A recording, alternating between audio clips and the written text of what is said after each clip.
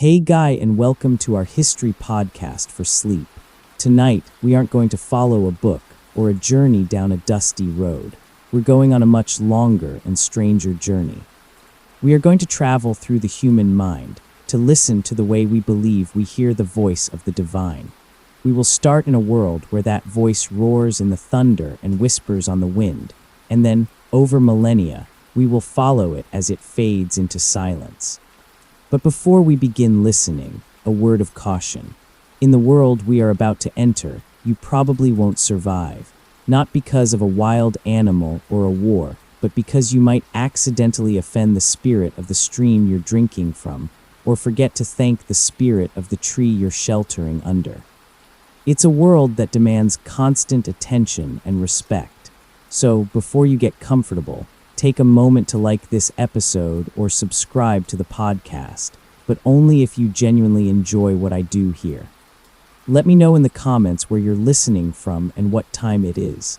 It's always fascinating to know where these stories land. So turn on your fan, dim the lights, and get comfortable. You are not you now. Not the you of the 21st century, who lives inside walls and walks on paved roads. Let that you dissolve. You are living 30,000 years ago. You are a hunter, a gatherer. Your world is a vast, untamed forest, a land of wild rivers and silent mountains. There are no cities, no fields, no maps. There is only you, your clan, and a world that is alive, breathing, and speaking. This is the foundational truth of your life, a truth that anthropologists call animism. Everything has a soul. The world is not a collection of dead matter. It is a community of consciousness. The wind that blows through the treetops is not a meteorological event. It is the whispering of the forest spirit. The rushing river is not water following gravity. It is the voice of the river spirit, a being who can grant fish or unleash floods. The great stone you are sitting on has an old, wise soul. The deer you hunt has a spirit, one you must respect. Your life is a constant conversation with this world. You do not walk through a silent landscape. You move through a listening, speaking place. You learn to read its language. The call of a certain bird is a warning. A sudden gust of wind is a message. The shape of the clouds tells a story. This is not poetry or superstition to you. This is reality. The world is an open book, and you spend your life learning how to read it. Your existence is a continual negotiation. Before you take water from the river, you leave a small offering, a pretty stone, a flower, as a token of respect, a word of thanks. Before you hunt the deer, you perform a small ritual, not to a distant god of the hunt, but to the spirit of the deer itself, asking its permission and thanking it for its sacrifice to feed your clan. If you fail to do this, misfortune follows. The hunt will fail. The river will grow angry. Sickness will visit your camp. Your universe is governed not by impersonal physical laws, but by a complex web of personal relationships with countless spirits. Sometimes a larger question requires a more direct form of communication. The herds have moved. Winter is coming. Which way should the clan travel? For a question of such magnitude, you turn to the shaman. She is the specialist listener, the expert in the languages of the spirits. She performs a quirky ritual, a fact of your ancient world. She takes the shoulder blade of a deer killed in the last hunt and places it in the campfire. The clan watches in silence. As the bone heats, it crackles and splits. The shaman carefully removes it from the fire and studies the pattern of cracks. This is scapulomancy. The cracks are a message, a map, a direct answer from the spirits as to where the herds can be found. As you watch this ritual, you contemplate the nature of these spirits. And anthropologists still debate this. Did people like you think of these spirits as distinct, individual entities, an oak god, a river god, a stone god, like a pantheon of tiny deities? Or did you perceive them as different manifestations of a single, universal life force, a spiritual power that animated everything, from the smallest blade of grass to the moon above? It is a question your language does not even have the words to ask. In your world, the concept of a single, all-powerful, transcendent God does not exist. Such an idea would be meaningless. Why would there be only one voice, when the whole world is roaring, whispering, and singing to you? Your universe is crowded, democratic, and alive with countless consciousnesses. Some are friendly, some are dangerous, some are mischievous. There is no one great king in the sky. There is only an endless community on earth. Night falls. You sit by the fire, looking up at the star-filled sky. The night is not an empty void. It is a blanket of spirits, each star a watching eye, each constellation a story. The silence of the night is not silent. It is filled with the rustling of small creatures, the distant howl of a wolf, the whisper of the wind in the pines. It is all a voice. It all has meaning. Your reality is not one of faith in the unseen.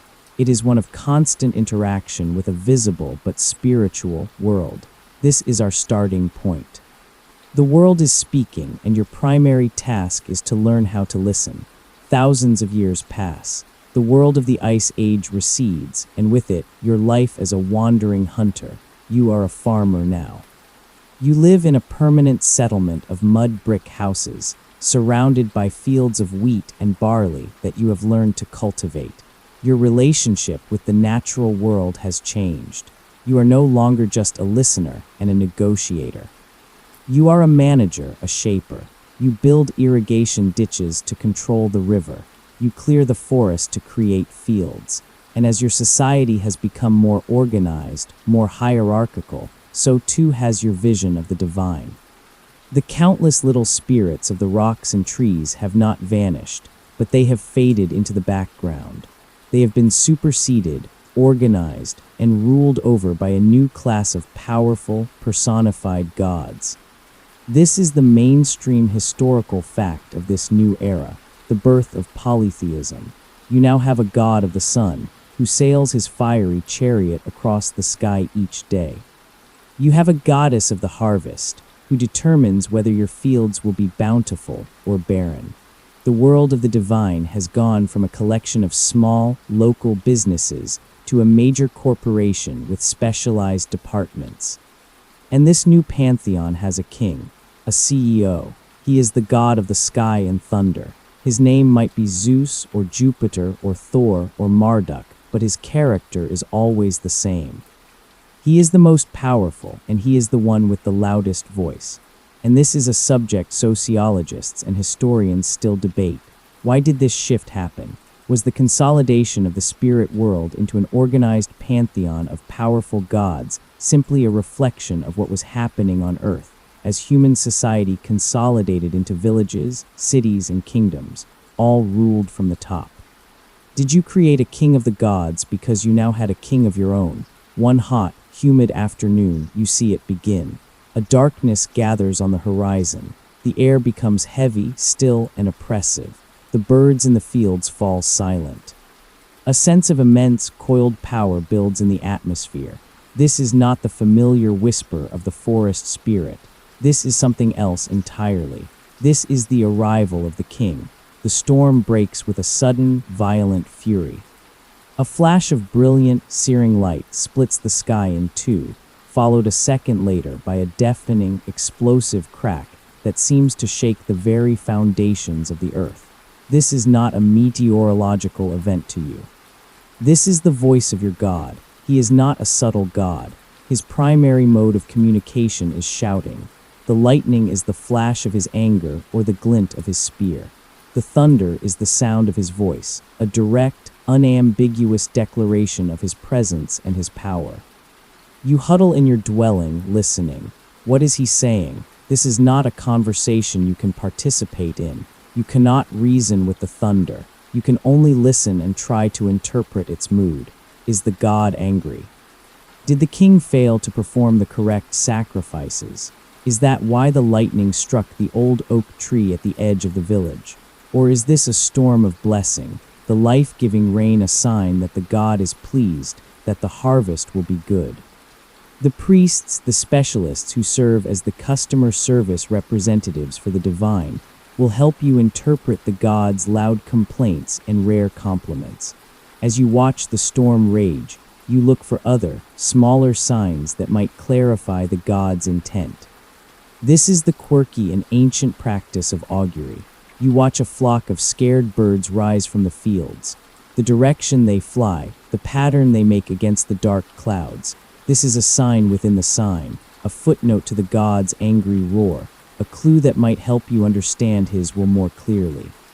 You think of the old ways, the forest spirits whispered, the river spirits gurgled. The relationship was intimate, personal, close to the ground. This new god is different.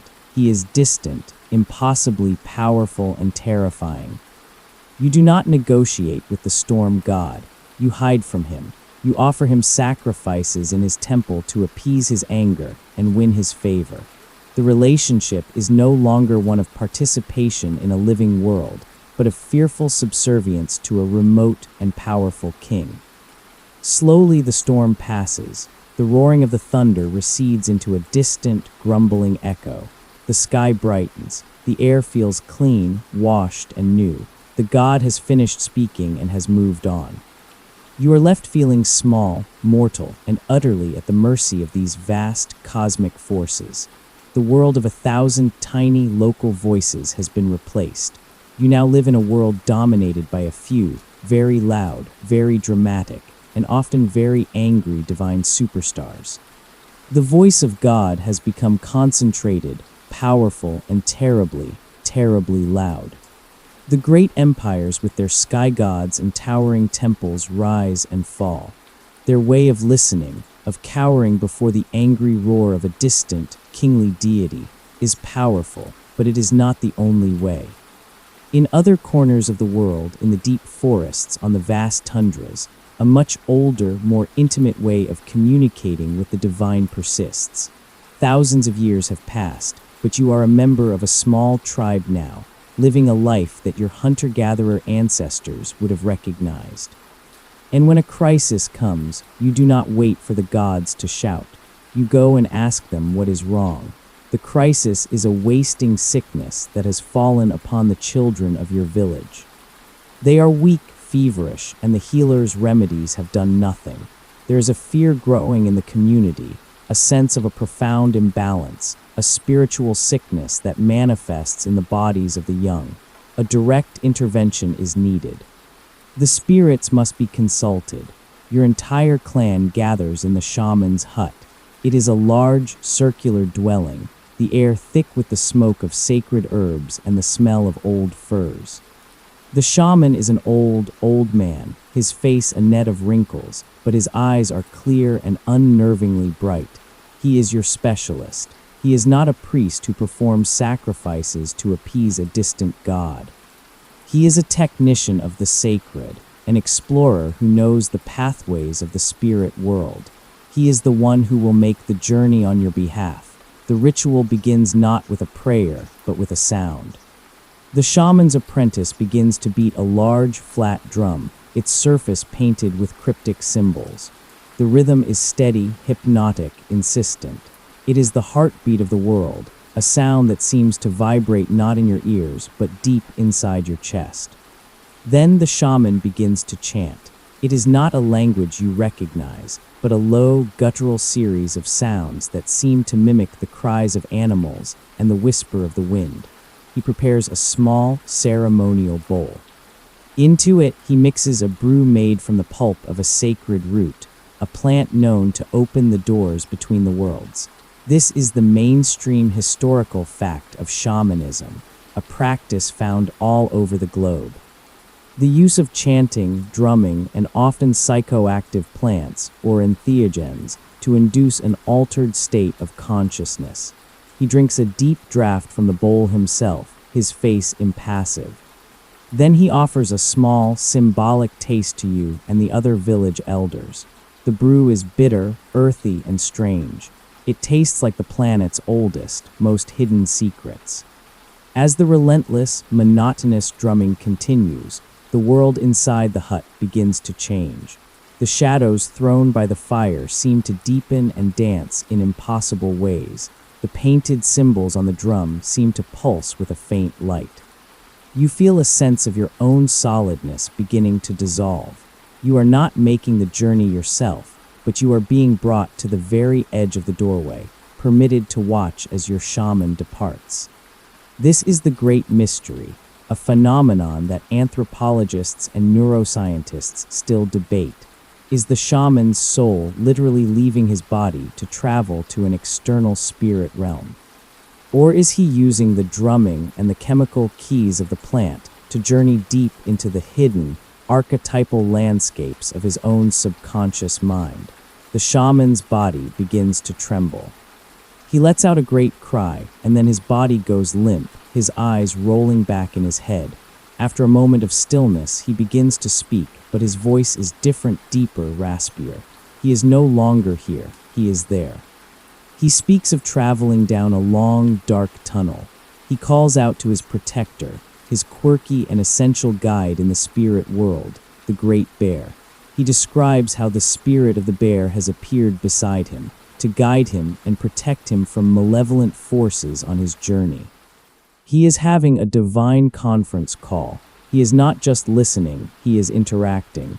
He speaks to the spirits of the sickness, asking them why they have come. He barters with them. He pleads. He travels to the spirit of the river, asking if it has been offended. He is your advocate, your lawyer, your doctor, all at once, negotiating on your behalf in a world you cannot see. After a long time that feels like both an instant and an eternity, the drumming softens. The shaman's chanting becomes a low moan. His body shudders violently, and with a great gasp, he returns. He is drenched in sweat, his eyes slowly regaining their focus. He is exhausted, as if he has run a great distance, but he has the answer. He speaks, his voice once again his own.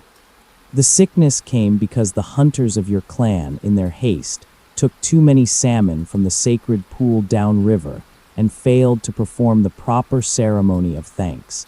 The river spirit is angry. To heal the children, a delegation must go to the pool, perform the long-neglected ceremony, and offer a special gift. He then describes a specific, rare moss that grows on the north side of the oldest oak trees, which must be gathered and made into a poultice for the children. You leave the hut, the steady, fading beat of the drum still echoing in your ears. The night air feels thin, the barrier between worlds less solid than it did before. You have not heard the voice of the gods yourself, but you have been in the presence of one who has journeyed to their very doorstep and returned with a diagnosis. You have learned that the divine voice is not always a roar from the sky. Sometimes, it is a piece of vital, practical information brought back by a brave spiritual traveler from a terrifying and wondrous land. The ecstatic world of the shaman, with its direct, personal, and often terrifying journeys into the spirit realm, is not the only way. As your human consciousness drifts through time, you find yourself in a new world, a world of cities, walls, and empires. You are now a young acolyte in a great temple in a Mesopotamian city-state, a place of organized religion, powerful priesthoods, and written laws. Here, the relationship with the gods is less a conversation and more a formal request for information, submitted in triplicate. A crisis is at hand. The king wishes to launch a war against a rival city to the east. The army is ready, the supplies are gathered, but no one will march until the gods have given their approval. The king, his generals, and the entire royal court have come to your temple to ask a single, vital question. Will the campaign be victorious? The fate of the empire rests not on the strength of its army, but on your ability to correctly interpret the divine will. No pressure. You stand in the great smoky temple, the air thick with the smell of incense and roasting meat from the sacrificial altar. A perfect, unblemished sheep, the finest of the flock, has been ritually slaughtered. The master priest, a stern man whose face is etched with the immense responsibility of his office, carefully extracts the animal's liver. He places the warm, steaming organ on a golden platter and brings it to the divination table. This, you have been taught, is the primary vehicle of communication with the gods. It is the tablet of the gods, the fleshy surface upon which they write their intentions. This is the mainstream historical fact of your new profession. Hepatoscopy, the science of reading a sacrificed animal's liver. As an apprentice, you are not yet permitted to read the real liver. Your job is to assist. The master priest gestures to you, and you bring him your primary learning tool, a quirky and ingenious piece of ancient technology. It is a life-sized clay model of a sheep's liver. Archaeologists have found many of these, and they are your textbooks. The clay surface is divided into dozens of distinct sections, each with a name, and covered in tiny, wedge-shaped cuneiform script explaining the meaning of any potential markings. It is the ancient world's first medical simulator. The master priest begins the examination. He is not a shaman in a trance. He is a scientist, a technician performing a systematic and methodical analysis. He points to a section on the clay model. This, he says, his voice low and formal, is the palace gate. He then gestures to the corresponding section on the real liver. He checks its color, its texture. He looks for any abnormalities, a blister, a discoloration, a strange shape. He moves on. This is the path of the enemy.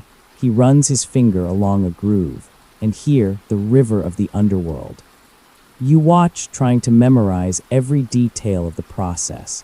You are learning to read a divine GPS system, but the instructions are written in lumps and discolorations. As you watch the master priest, his face an unreadable mask of concentration, you wonder about the nature of this science. And it's a question historians and archaeologists still debate. What is the exact cognitive process happening here? Does the priest genuinely believe that he is a neutral observer, simply reading the clear, unambiguous signs written by the gods on the liver? Or is he a master of political theater, a skilled operator who uses the natural ambiguities of the organ's surface to find the answer he knows the king wants, or the answer the priesthood believes is most wise? Is he interpreting a divine message, or is he creating one? The examination continues for what feels like an hour. Every lobe, every groove, every vein is inspected and cross-referenced with the knowledge stored in his memory and on the clay models. Finally, he is finished. He straightens up, turns to the anxious king, and delivers the verdict. The palace gate is firm, he declares. The gallbladder is swollen to the right, which indicates the enemy's army will be scattered. The path of the enemy is obscured. The signs are favorable. The great god Marduk smiles upon your campaign. A collective sigh of relief ripples through the assembled court. The generals smile. The king nods, his decision now bearing the stamp of divine approval. The voice of the gods has been heard. It was not a roar of thunder that shook the sky. It was a complex, dense, and cryptic text, written in flesh and blood, that required a highly trained expert to decode it. You have learned that the voice of God does not always speak to everyone. In this new, organized world, it has become a specialized language. The gods write, and only the priesthood, the sacred technicians of the temple, possess the training and the authority to read their subtle and mysterious messages. You look at the bloody liver on its golden plate, a divine memo that will now be recorded on a clay tablet and filed in the temple archive. The age of universal listening is over. The age of professional interpretation has begun. The great bureaucratic empires of the Bronze Age crumble into dust. The science of reading livers with its rigid certainties fades. A new world is dawning around the shores of the Aegean Sea, a world of philosophy, democracy, and a new, more personal relationship with the divine. You are a Greek merchant now, in the classical age. You have a problem. You have the opportunity to invest your entire fortune in a fleet of ships that will sail to Egypt to trade for grain. The potential profit is immense, but so is the risk of ruin from pirates or storms. You need more than just business advice. You need to know your fate. You need to consult the gods. For this, you must make a pilgrimage. You travel for weeks, first by sea and then on foot, into the rugged, beautiful mountains of central Greece. Your destination is a sacred place, a place considered the very center, the very navel of the world. This is the home of the Oracle, a divine help desk with a famously terrible commute. As you climb the winding sacred way, you feel you are approaching a place of immense power and antiquity. You arrive to a scene of controlled, solemn activity. A magnificent temple stands on the mountainside, surrounded by the smaller treasury houses built by different city-states. You see other petitioners like yourself, waiting nervously. Near the temple entrance, you see the omphalos, a conical stone marking the exact center of the world. This quirky artifact, was dropped here by Zeus himself. You are standing at the cosmic axis of the universe. You cannot simply approach the god. There are procedures. First, you must purify yourself in the waters of a nearby sacred spring. Then you must pay a fee and purchase a goat for sacrifice. You wait as a temple priest inspects the goat for any blemishes, and then, after the sacrifice, he inspects its entrails for favorable signs. Only when all these preliminary checks are passed are you deemed worthy to approach the god Apollo and ask your question. You are led by a priest into the temple, and then down a passageway into the inner sanctum, a subterranean chamber called the Adyton. The air down here is cool and thick with the sweet, intoxicating smell of burning laurel leaves and other herbs. It is a dim, mysterious space. In the center, you see her. The Pythia, the high priestess of the oracle, is seated on a tall, three-legged stool, a tripod, which is placed directly over a fissure in the rock. She is an older woman, but at this moment, she seems like something else entirely. She is in a trance, her head lolling back, her eyes unfocused, muttering strange, disconnected syllables. This is the central mystery of the oracle, a topic classicists and geologists still debate. What is the source of her famous trance? Is she, as the ancient stories say, breathing in sweet-tasting psychoactive vapors, fumes of ethylene, perhaps, that rise from the chasm beneath her? Or is her altered state a product of pure religious ritual, of fasting, chanting, and a deep, psychological self-hypnosis? You do not know. You only know that the woman before you is not entirely present. She is a vessel for something else. You pose your question to the male priest who stands beside her. He, in turn, calls out your question to the Pythia. She begins to writhe on her tripod and to speak in a strange, high-pitched, sing-song voice. Her words are a jumble of poetic, nonsensical phrases. The priest listens intently, his head cocked, as if tuning into a difficult frequency. He turns to you. He will now translate the god's will. You asked, "Should I send my ships to Egypt?" You do not get a yes or a no. You get a riddle. The priest looks at you with solemn eyes and says, "The god Apollo speaks thus. The wooden walls will bring you fortune, but the crow will have its feast." That is all. You are quickly ushered out of the inner sanctum and back into the bright sunlight, your mind reeling. You have your answer, but what on earth does it mean? It's not a clear directive like the liver priest gave the king. It's a homework assignment. It's a very vague, very important horoscope.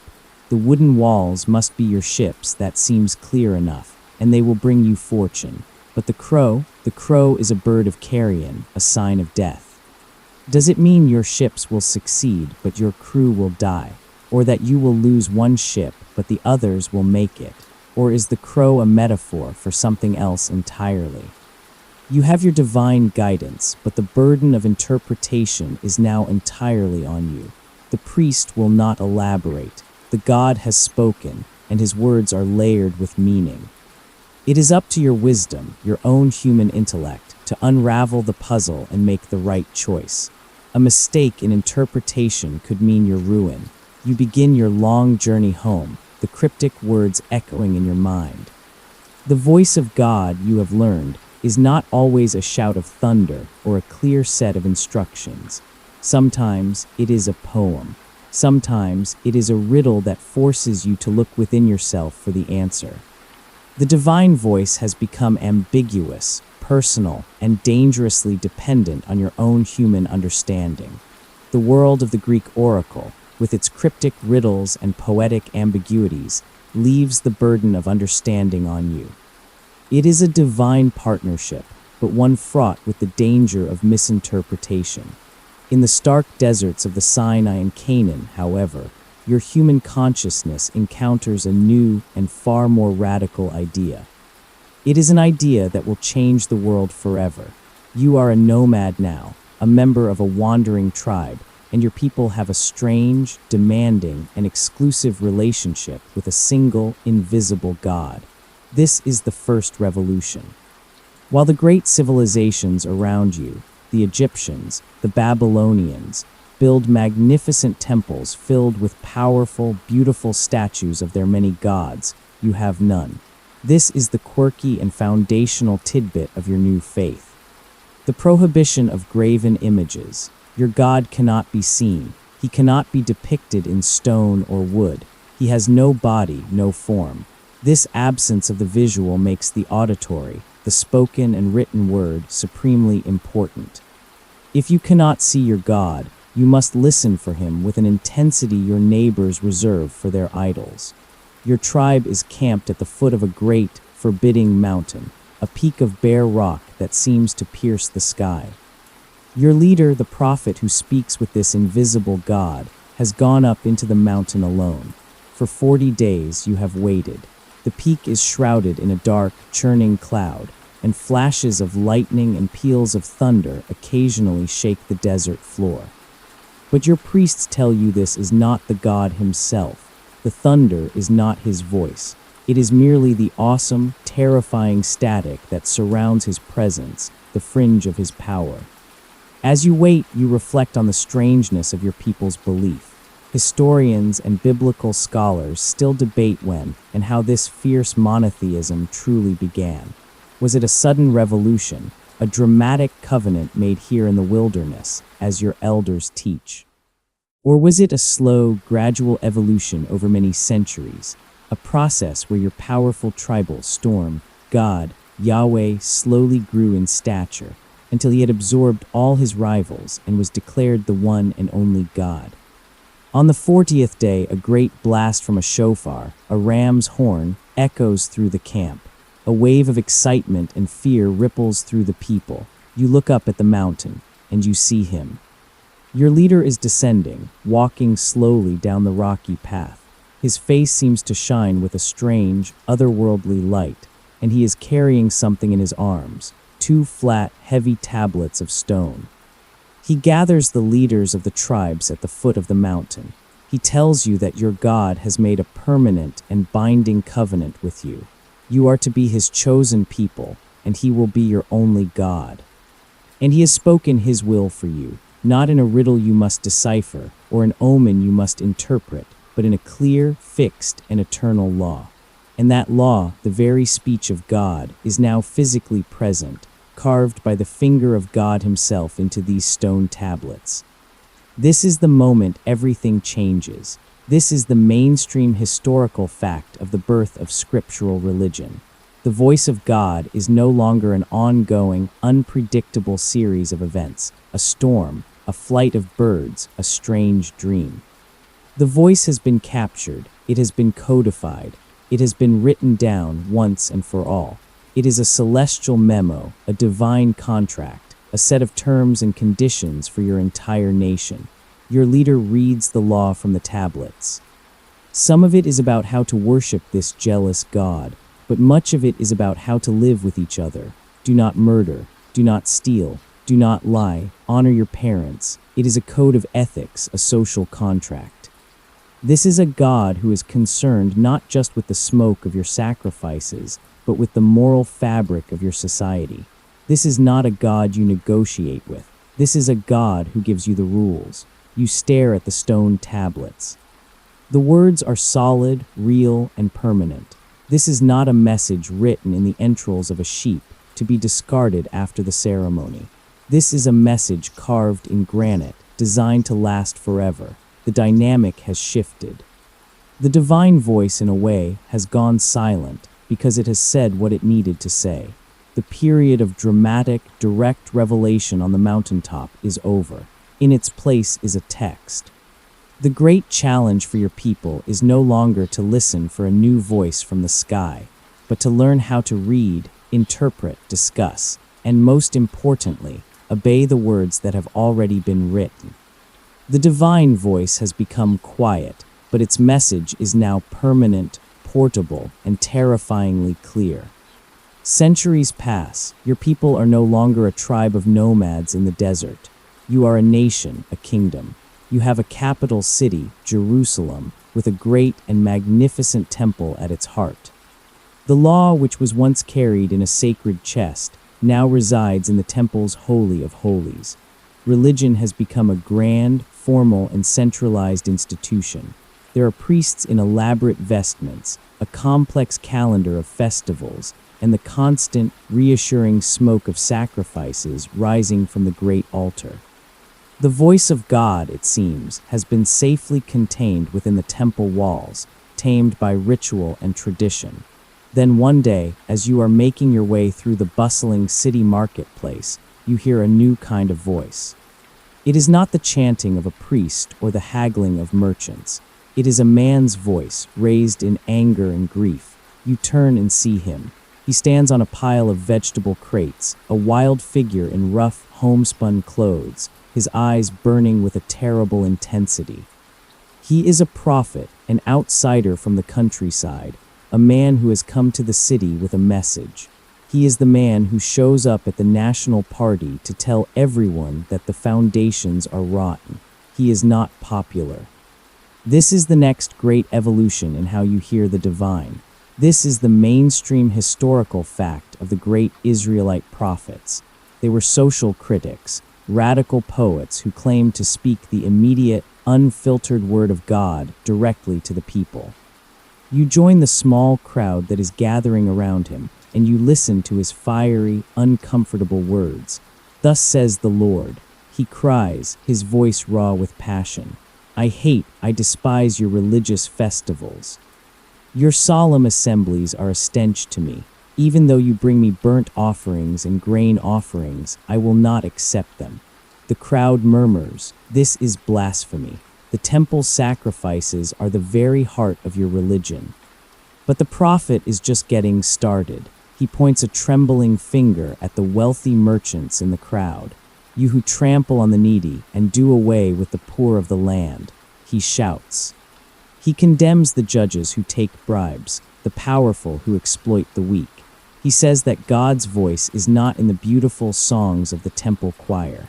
God's voice is in the cry of the widow who has no one to defend her, in the groan of the orphan who has no food. He is telling you that your entire religious system is a hollow shell if it is not built on a foundation of justice and compassion. The priests in the temple are not amused. This is the equivalent of a rogue blogger live fact-checking the official state press release. To make his point, he employs a bit of dramatic, symbolic street theater, a quirky but powerful tool of the prophetic trade. He holds up a beautiful, new earthenware jug he has just purchased. He holds it aloft for all to see. Thus says the Lord, he cries, like this beautiful vessel, so is this city, so is this nation in my sight. Then, with a sudden, violent movement, he smashes the jug on the cobblestones, where it shatters into 100 pieces. And so will I shatter this people and this city for their injustice. A shocked silence falls over the crowd. This is not just a sermon, it is a performance of divine judgment. You look at this wild, lonely figure. Who is he? Sociologists of religion still debate this. Is he a true ecstatic? A man who one day, while tending his sheep, was simply overwhelmed by a divine message he had no choice but to deliver? Or is he part of a school, a prophetic guild, trained in this powerful form of rhetoric, representing a long-standing tradition of dissent against the centralized power of the king and the temple? Whatever his origin, he represents a new way of hearing the divine. The voice of God is no longer a static, written law from the distant past. It is a living, dynamic, urgent, and deeply inconvenient commentary on your own time, on your own society, on your own actions. The divine voice has re-entered the world, not as a storm from the sky, but through the mouth of a passionate and courageous human being. He claims to have a divine hotline that bypasses all the official channels of the priesthood. The prophet, his message delivered, steps down from the crates and disappears into the labyrinthine alleys of the city, leaving a stunned and uneasy silence in his wake. You are left shaken, your comfortable certainties shattered like the clay pot on the ground. You have learned that the voice of God can be a whisper in the forest, a roar of thunder, a cryptic riddle, or a law carved in stone. But now you know it can also be the fiery, unwelcome voice of a human conscience, demanding not just your worship, but your justice. The voice of God has become political. The prophet's voice, with its fire, its passion, and its demand for justice, echoes in the city squares of the Near East. It is a deeply personal and immediate form of divine communication. But at the same time, in the sun-drenched, sea-sprayed cities of Greece, a new and profoundly different way of thinking is taking hold. Here, a new kind of quiet is emerging, the quiet of rational thought. You are a young man now, a student in Athens. Your search for truth has led you not to a temple or a holy mountain, but to a green, shady grove of olive trees on the outskirts of the city, a place of learning called the Academy. Your teacher is a philosopher. The search for God, for the ultimate truth, has moved from the domain of the priest to the lecture hall of the thinker. Your new priests wear simple woolen togas, and their primary tool is not sacrifice or prayer, but rigorous, disciplined logic. Here, the divine is not something to be revealed in a flash of lightning. It is a problem to be solved, a conclusion to be reached at the end of a perfect, rational argument. The method of teaching here is as revolutionary as the ideas. This is a quirky, ambulatory form of learning known as the peripatetic style. You do not sit in rigid rows. You and a small group of fellow students stroll with your teacher along the shaded paths of the olive grove. The learning happens as you walk, a conversation, a moving dialogue. The topic for today's walk is the greatest of all questions. What is the ultimate cause of the universe? What or who set everything in motion? Your teacher begins not with a prayer or a story, but with an observation. Everything in the world is in a state of motion or change. A tree grows, a rock falls, the planets move across the sky. And everything that moves, he reasons, must be set in motion by something else. The rock is moved by your hand. Your hand is moved by the muscles in your arm, which are moved by a signal from your brain, and so on. You can trace this chain of cause and effect backwards, but he insists it cannot go on forever into infinity. That would be illogical. There must be a beginning. There must be a first domino. This is the great mainstream philosophical argument that will echo for centuries. For the universe to exist, there must be something that causes all other motion, but is not itself moved by anything else. There must be a prime mover. An unmoved mover, through pure logic, with no reference to holy books or divine revelations. Your teacher has just proven the existence of God, but this God is unlike any you have encountered before. You try to picture it as your teacher describes it. This prime mover is not a person. It has no body. It has no emotions. It does not get angry and throw lightning bolts. It does not feel jealousy. It did not create the world in a fit of passion, nor does it lay down laws for human beings to follow. It is a being of pure, perfect intellect, pure thought, and because it is perfect, its only activity is to think about the most perfect thing. Itself, it is a mind, eternally contemplating its own perfection, entirely unaware of the universe, and completely indifferent to your existence. So how does it cause motion? It doesn't push the universe, it pulls it. Your teacher explains that the sheer perfection of the prime mover inspires a kind of love or desire in the rest of creation. The entire cosmos, from the lowest plant to the highest celestial sphere, is constantly moving and striving to emulate the perfection of this divine intellect. The unmoved mover is the ultimate cosmic domino that starts the whole chain reaction, but it does so without ever having to move itself. You sit down on a stone bench, trying to process this staggering, abstract idea. And you are at the heart of a question that philosophers and theologians still debate. Is this perfect, remote, and self-absorbed intellect truly a god in any religious sense? Can a being that is unaware you exist, that does not speak, that does not act, and that you cannot pray to be the object of worship?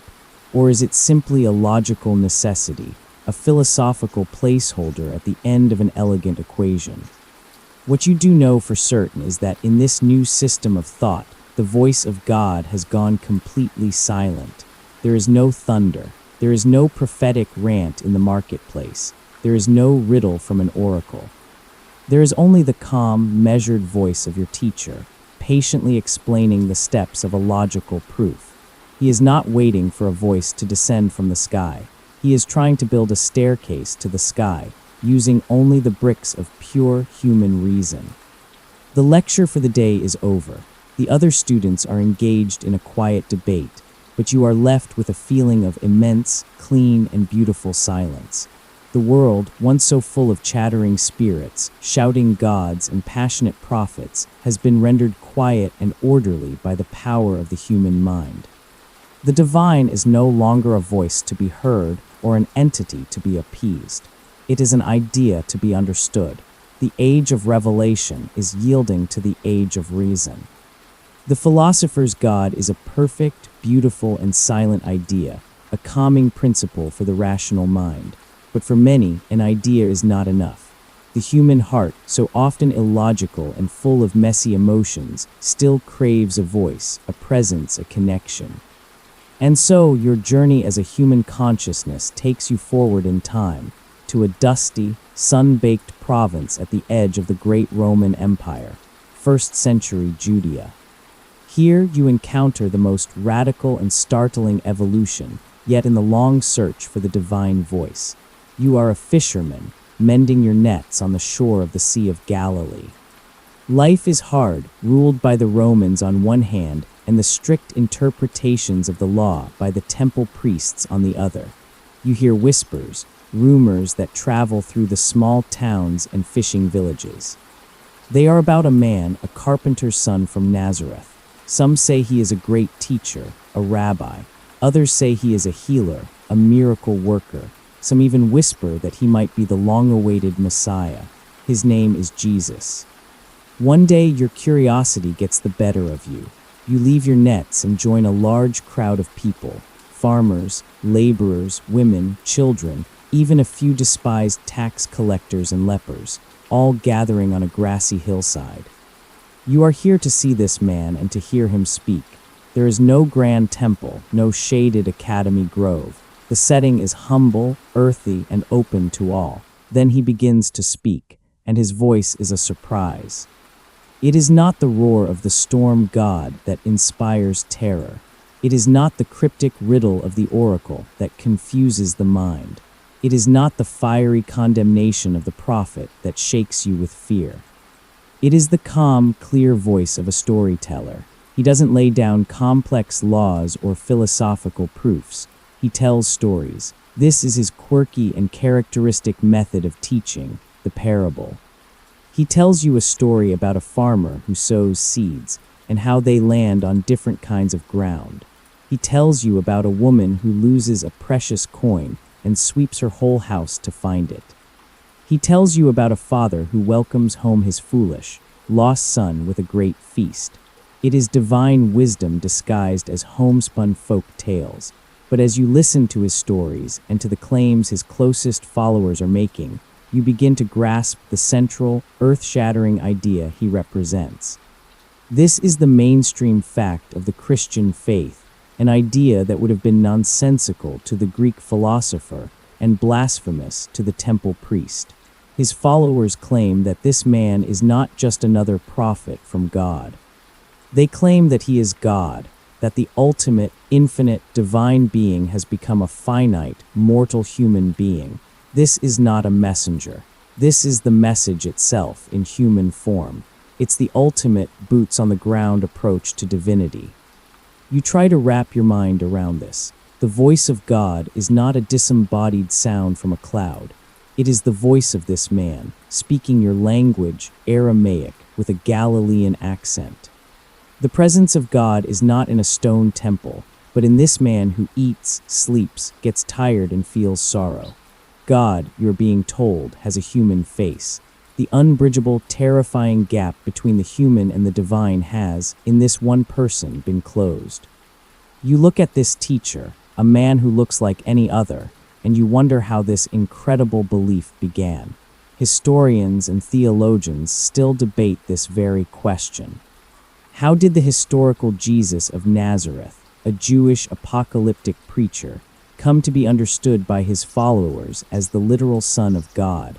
Was this a claim he made for himself, a new and radical self-understanding? Or was it a profound theological interpretation developed by his followers in the decades after his death, as they tried to make sense of his life, his teachings, and his shocking execution at the hands of the Romans? Whatever its origin, the idea offers a new kind of intimacy with God, an intimacy that is both comforting and deeply challenging. To know God, you don't need to be a priest who can read a liver or a scholar who can read Greek. You simply have to listen to the stories and watch the life of this man. The ultimate divine communication is not a law written on stone, but a life lived in love. The teacher finishes his stories and walks on to the next village, the crowd slowly dispersing, talking amongst themselves about the meaning of the farmer and his seeds.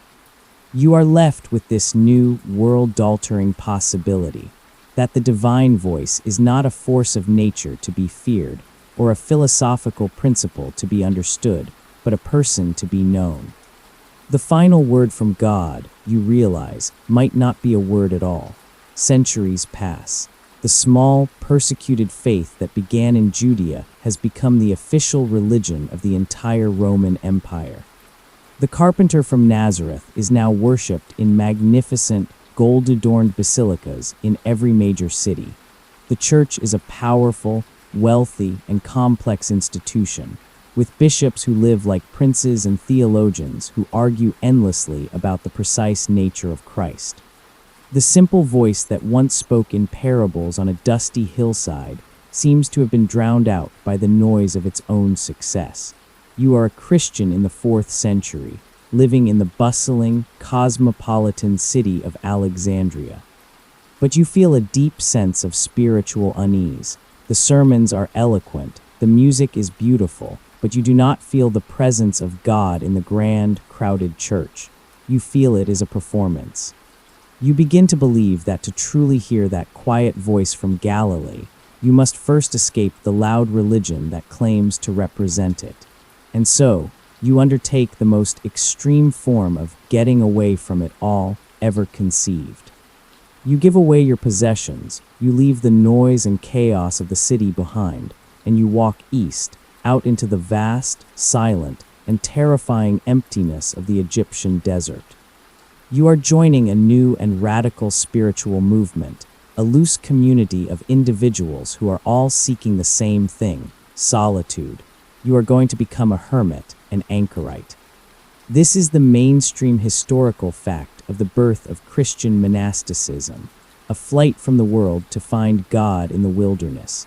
You find a small, abandoned tomb carved into a rocky hillside to be your new home.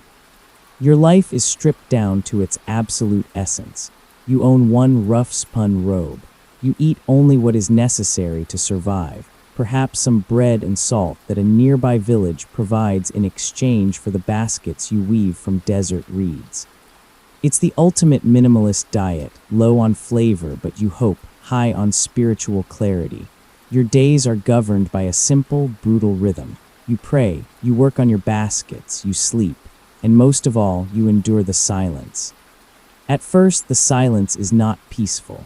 It is a roaring void, with no distractions from the outside world, No commerce, no conversation, no news. You are forced to confront the noisy, chaotic world inside your own head.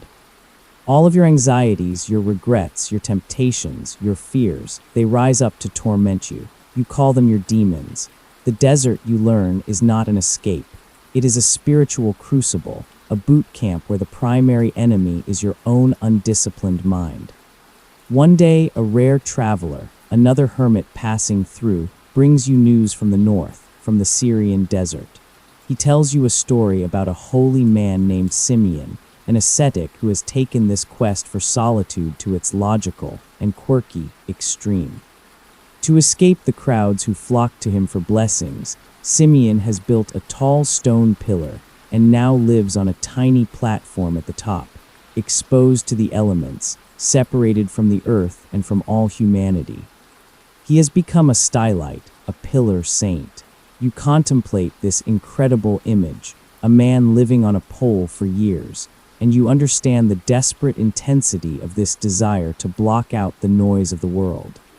And you wonder what truly is the motivation for this radical rejection. Psychologists and historians of religion still debate this. Is your flight to the desert a pure, unadulterated spiritual quest to find a deeper connection with God? Or is it also a form of protest, a silent rebellion against the version of Christianity that has become so comfortable with worldly power, wealth, and politics back in the cities? Perhaps it is both. Years pass in your cave. The seasons turn, the sun beats down, the cold desert wind blows. Slowly, painstakingly, the inner demons begin to quiet down. The roaring void of silence becomes less terrifying. It becomes calm, and then one day it becomes full. In the heart of the profound silence, you begin to perceive something. It is not a voice of thunder. It is not a human voice. It is not a word or a command. It is what an earlier prophet once called a still, small voice. It is a sense of presence, a feeling of clarity, a deep, silent communion that you could never have found in the noisy basilica. You are not listening for a message. You are experiencing a presence.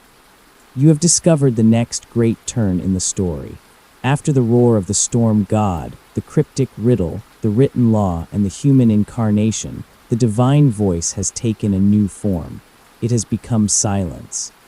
A silence that is not an absence, but a presence in itself. You have learned that to hear it, you must first unlearn everything you thought about listening.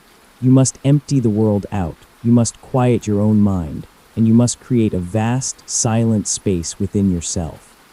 The voice of God, you now believe, is not a sound to be heard at all, but a silence to be entered into. The silence of the desert was a way to hear God by emptying the world of all its noise. It was a subtraction, a purification. 1,000 years later, in the heart of a bustling and deeply religious medieval Europe, your human consciousness takes part in a new quest. The goal is still to hear the divine voice, but the method is no longer subtraction. It is addition. A new kind of listening emerges, not in the empty landscape of the desert, but in the crowded, complex, and colorful landscape of the human mind. You are a woman now, an anchoress in 14th century England. You have chosen a life of the most extreme solitude, a quirky and intense form of devotion. You have been walled into a small stone cell, a room built against the side of the local church. A funeral mass was read for you as you entered, symbolizing that you are dead to the world. You will never leave this room again.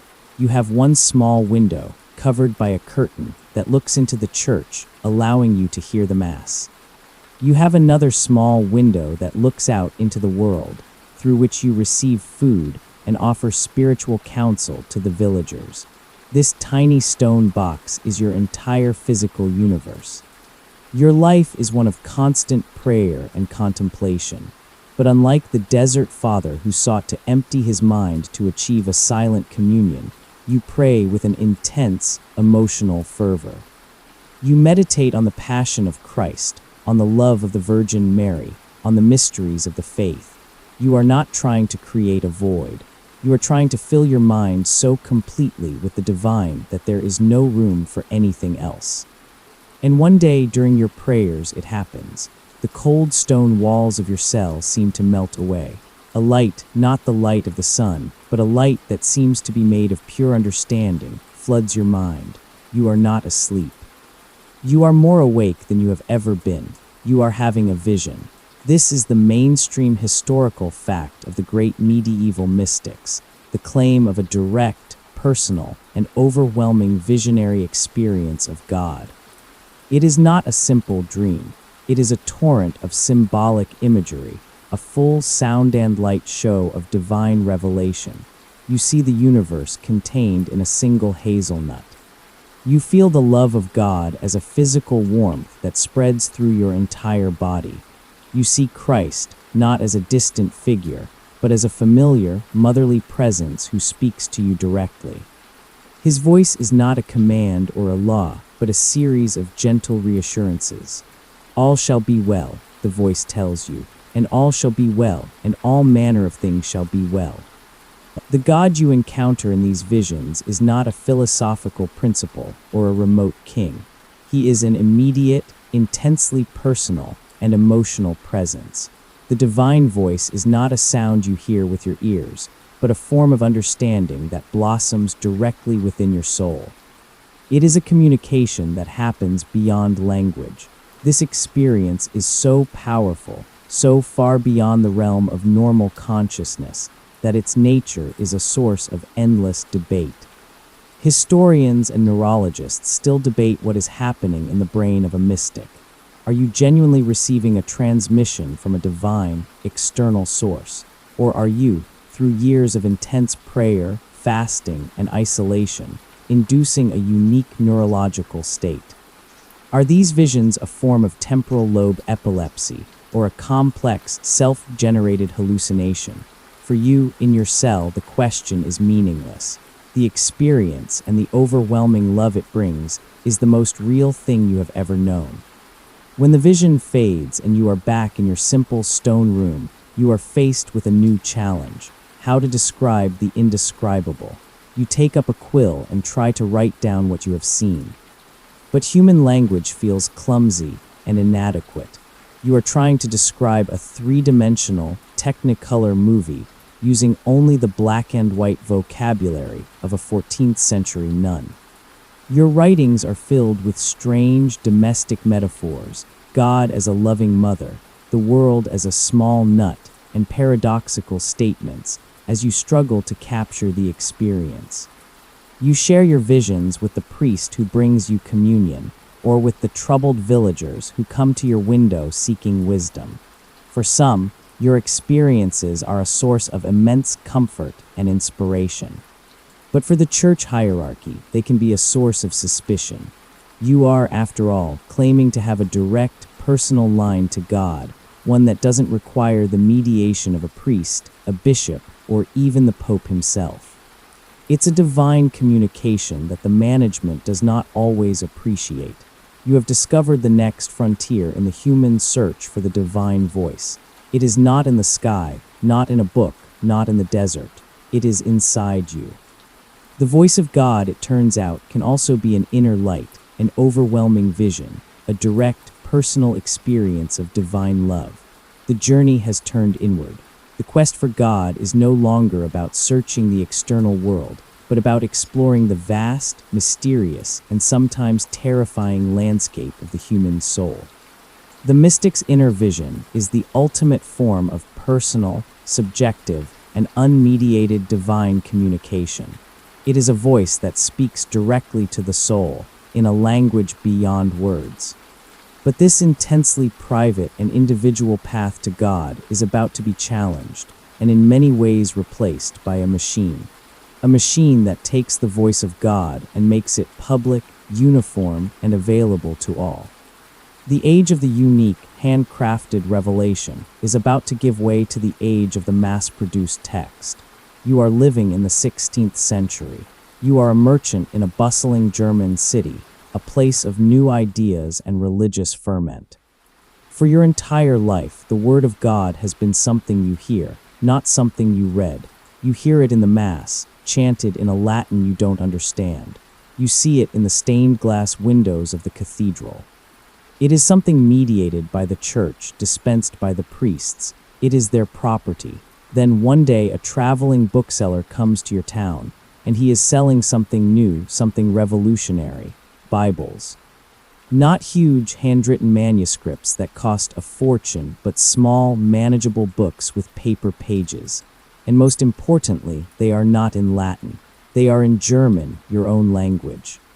For the first time in your life, you hold a copy of the Holy Scriptures in your own two hands. This is the mainstream historical fact that lights the fire of the Protestant Reformation. The printing press has made the Word of God accessible to the common person. The book itself is a marvel. You open it. The text is dense and black, and there are pictures. To make the stories more accessible to a population that is still largely semi-literate, the printers have included dozens of quirky, powerful woodcut illustrations. You see a simple, blocky image of Adam and Eve, of Noah's Ark, of David and Goliath.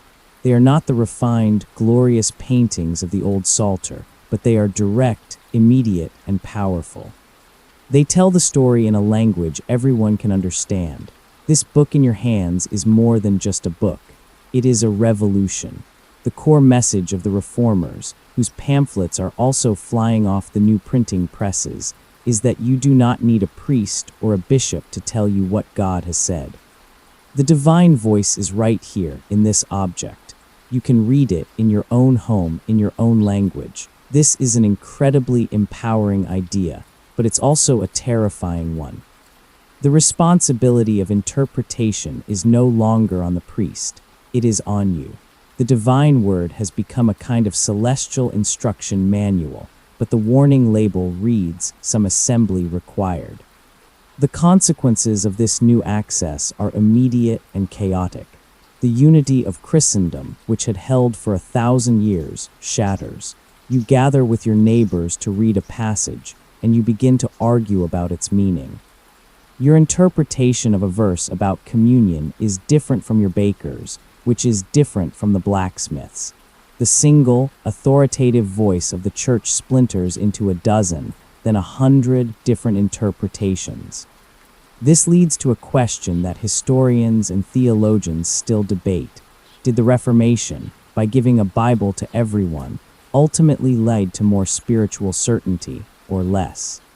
Did it create a more authentic, personal faith, or did it unleash an era of endless argument and division?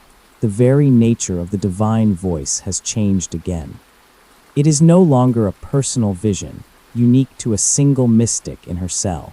The voice has been standardized. The words you are reading in your German Bible are the exact same words a merchant is reading in his new English Bible in London. The voice of God has become a fixed, stable, mass-produced product. This has a profound effect on the very idea of revelation. Why would you need to seek a private, ecstatic vision from God, an experience that the church might view with suspicion, when you can hold his final, public, and authoritative word in your hands for just a few shillings? The need for new voices from God diminishes when the old voice has been so powerfully and widely distributed. That evening, you sit with your family around the table. By the light of a single candle, your eldest son, who has learned to read at the new city school, slowly and carefully sounds out the words of a psalm from your family's very own Bible. The divine voice is no longer in the thunder, or in the cryptic whisper of an oracle, or in the silent rapture of a hermit. It is here in your home, a quiet and steady presence, a voice that speaks not to a priest in a temple, but to a family in a small house in a German city. The voice of God has been domesticated. The printed book has placed the Word of God into your hands, a standardized, mass-produced, and democratized text. The voice has been captured and bound. For a century or more, the great arguments are about how to correctly interpret that text. But now, a new kind of book is being opened, a book that has been available all along, but which humanity is only now learning how to read. It is the great book of nature itself. You are a natural philosopher now, a scientist, in the late 17th or early 18th century. You are part of the great intellectual flowering known as the scientific revolution and the Enlightenment. You sit not in a monastery or a church, but in your own private study, a room filled with books, strange glass instruments, and charts of the heavens. You are on a quest to understand the mind of God, but your method is not prayer or revelation. It is observation, experiment, and mathematics. You spend your nights with a new invention, a telescope. You point it at the moon. For millennia, people believed the moon was a perfect, ethereal, celestial sphere made of a divine substance. But through your eyepiece, you see something different. You see mountains casting long black shadows. You see vast, pockmarked craters. The moon is not a perfect orb. It is a world, a place, as rough and imperfect as the earth. Then you turn your telescope to Jupiter, and you see 4 tiny stars circling it, proving that not everything in the universe revolves around you. The old, cozy, human-centered cosmos is dissolving before your very eyes. And you discover something even more profound. The movements of these heavenly bodies are not chaotic or unpredictable. They are not pushed along by angels or guided by the whims of a distant deity. They follow rules. They follow precise, elegant, and eternal mathematical laws. You spend your days not copying scripture, but filling notebooks with calculations, with the new languages of algebra and calculus. You are learning that the most reliable way to understand the universe is not to listen for a voice, but to do the math. This discovery leads you to a new and powerful conception of God. This is the mainstream idea that will define your age, God as the divine watchmaker. He is no longer the angry king who roars in the thunder, nor the intimate companion who weeps with the sorrowful. He is the master engineer, the supreme intelligence, the perfect mathematician. In the beginning, he designed and built the universe as a perfect, intricate, and self-sustaining machine, like a magnificent clock. He established the flawless laws of physics that govern its every movement, and then, his work complete, he wound it up and set it in motion. He is now seen as the ultimate cosmic architect who built a perfect machine, and then, for the most part, retired. In this new clockwork universe, there is no need for God to keep intervening. The physical laws themselves are his great, silent, eternal speech. The law of gravity that holds you to the earth and holds the planets in their orbits is a more profound statement of God's power and intelligence than any miracle. In fact, a miracle, an event where God has to break his own laws to fix something, is no longer seen as a sign of power. It's seen as evidence of a clumsy design.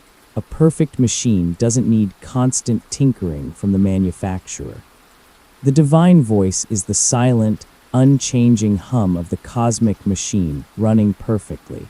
But this does not mean your work is without religious feeling. This is a quirky tidbit often lost to history.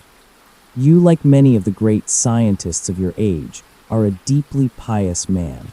You see your scientific work not as a rejection of God, but as the highest form of worship. By discovering the elegant laws of optics or planetary motion, you feel you are gaining a glimpse into the very mind of the Creator, appreciating the genius of his handiwork. Your science is a prayer of understanding. Yet this new worldview has a profound, and for some, a chilling consequence. The world is becoming disenchanted. Historians of science still debate the extent to which the new science was responsible for this. Did discovering the natural mechanics of a rainbow necessarily push God out of the picture? Or did it simply change the way you understand his artistry, from an unpredictable, magical act to a beautiful, predictable outcome of his perfect laws? The voice of God has made its most dramatic retreat yet. It has withdrawn from the world of human events, from storms, from prophets, from visions, from texts, and has taken refuge in the very structure of reality itself. To hear this voice now, you do not need a priest. You need a telescope. You do not need a revelation. You need to understand calculus. The voice of God has become the silent, elegant, and eternal logic of the equation. The watchmaker God of the Enlightenment was a brilliant and elegant compromise. It kept the divine in the picture, but it also made the universe safe for science and reason. God was the great architect, the master lawgiver, the silent and remote intelligence that had set the whole magnificent clockwork of the cosmos in motion. For a time, this was a stable and satisfying way to think. But the world keeps turning, and the human mind keeps questioning. You are a person of the modern age now, the 19th, 20th, or 21st century. The quiet, intellectual revolution of the scientists has been followed by a series of even more profound upheavals. A naturalist named Darwin has shown how the intricate design of life could arise without a designer. A psychologist named Freud has explained the visions of the soul without reference to a spirit.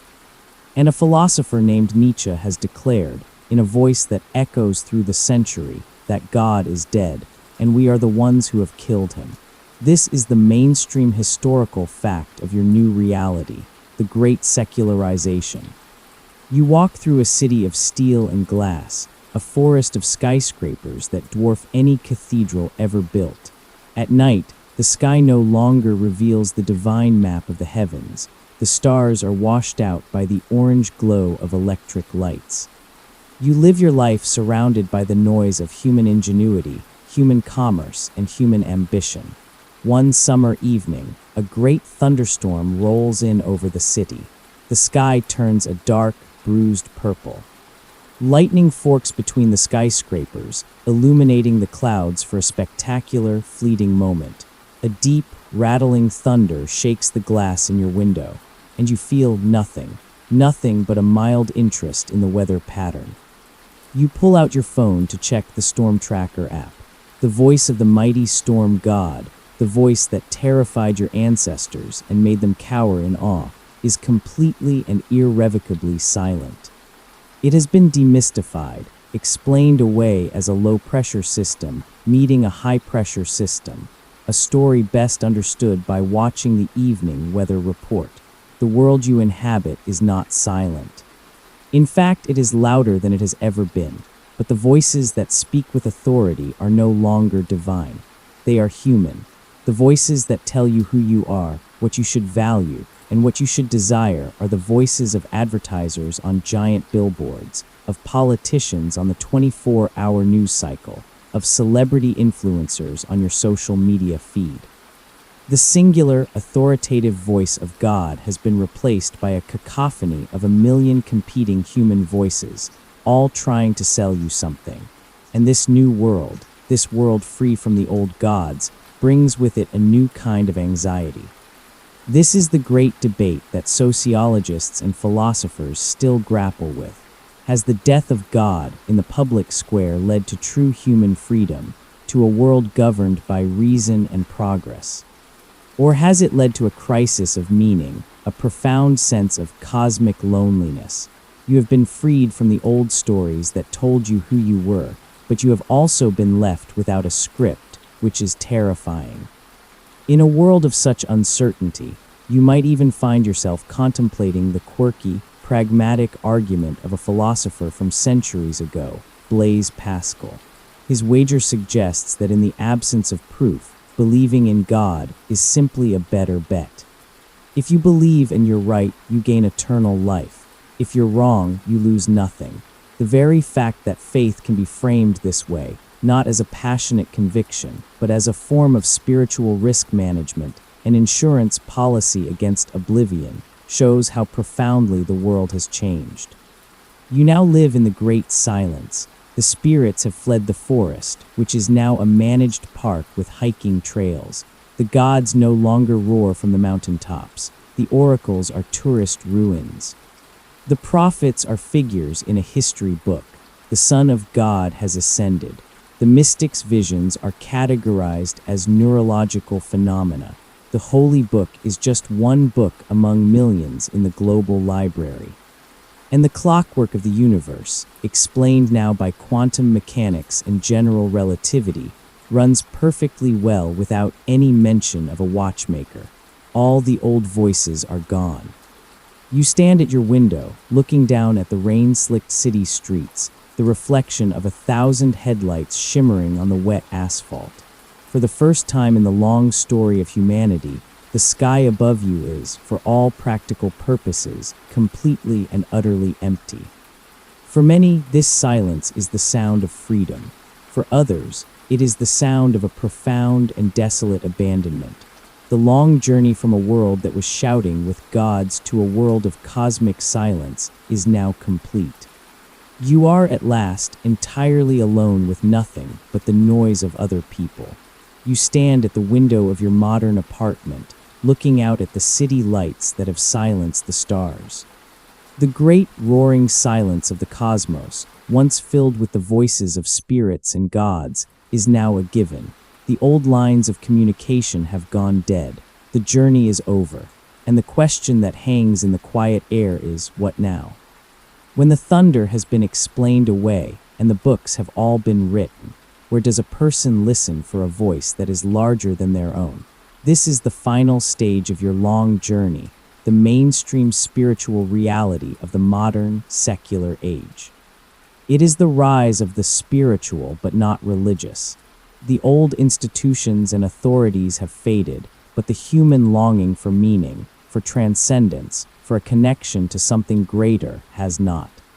And so the search for the divine voice begins again, but this time it is a quiet and intensely personal quest. The search has moved from the temple and the church to the art museum, the concert hall, and the national park. You find yourself one afternoon in a quiet art gallery, standing before a vast, abstract painting. It is a canvas of deep, swirling blues and blacks, with a single, explosive splash of white at its center. It is only paint on canvas, an object you can analyze by its chemical composition and its place in art history. And yet, as you stand before it, you feel something, a sense of awe. A feeling of a deep, unspoken meaning that you cannot quite put into words.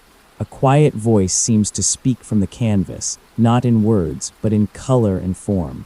Another evening, you are sitting in a darkened concert hall, listening to a symphony. 100 musicians are working from a written score, a set of precise instructions. But what emerges is more than the sum of its parts.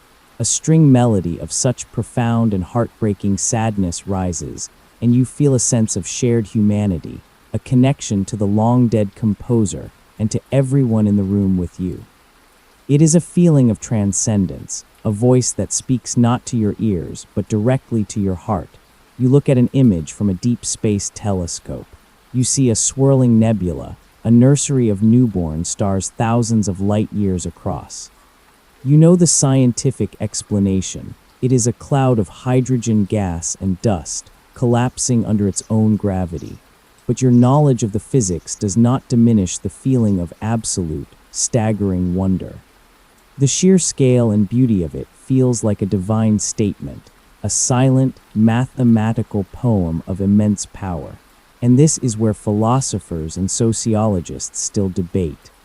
Can these personal, aesthetic moments of awe and wonder truly function as a substitute for traditional religion?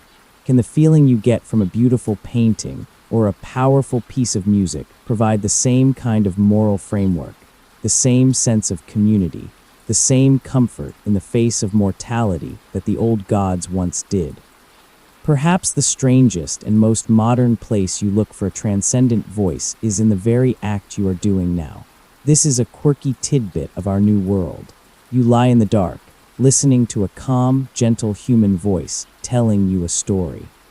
You are seeking out a specific sound, a specific cadence, not for the information it contains, but for the feeling it produces. A feeling of calm, of safety, of pleasant, tingling relaxation. In a world of noise, you are searching for a quiet, gentle voice to lull you into a state of peace. In its own secular, scientific way, it is a search for a small moment of grace. You are your own oracle now, and you no longer have to travel to a temple. You have learned that the divine voice did not simply vanish. It was transformed. It moved from the roar of the storm to the passion of the prophet, from the law on the stone to the logic of the philosopher. It became the life of a person, the silence of the desert, the vision of the mystic, the text in the book. And now it has dissolved, becoming a quiet echo that you have to learn to listen for in new places. It is no longer a voice that commands from the outside. It is a feeling of connection that you can choose to cultivate on the inside. It is a whisper, not a roar, and it can only be heard when you are very, very still. And so our long journey through time, our long history of listening, comes to a quiet and gentle end. We have traveled from the primeval forest, where every rustling leaf held a spirit, to the great temples where storm gods roared their approval and their rage. We have sat with the priests who read the future in the flesh of an animal, and we have walked the winding mountain path to hear the oracle's cryptic whisper. We have felt the weight of a divine law carved in stone, and we have heard the fiery voice of justice from a prophet in the city square. We have strolled through the olive groves of Athens, contemplating a god of pure reason, and we have listened to the stories of a god who became human. We have felt the immense, profound silence of the desert, and we have been overwhelmed by the inner visions of the mystic in her lonely cell. We have held the printed word in our hands, and we have traced the silent laws of the clockwork universe in the stars. And now, we have arrived here, in the great, deep and peaceful silence of the modern night, a quiet that is no longer empty, but is filled with the echoes of this entire, immense journey. All the voices have faded, leaving only this stillness, a stillness that is now yours to rest in. There is nothing left to listen for. The story is told, and you can sleep.